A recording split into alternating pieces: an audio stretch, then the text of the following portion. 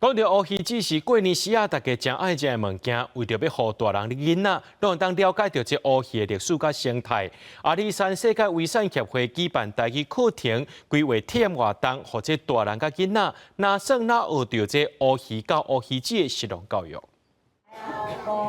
这是生，一只鱼啊，生倒转来。学着台语的意思，上课的大人甲囡仔，先来入捌字甲拼音了后，老师阁运用这个思维来了解台湾的乌鱼，包括台湾的乌鱼的历史，阁有生态环境对乌鱼的影响，嘛甲大家用纸做物件来耍，增加因的学习印象。乌鱼子是安怎来的？伊的生态是啥物？啊，和咱台湾的关系吼，甚至是对荷兰人来到台湾的时阵，吼啊一路来到遮啊。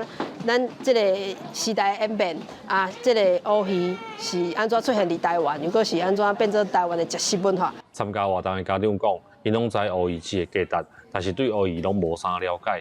囡仔的学校嘛无一定教甲遮详细，陪囡仔来学台语，唔但学字学拼音，嘛对咧来认捌这项在地渔产。伫生活的部分，啊听老师讲，安尼囡仔较会学到物件，嘿，较活泼啦。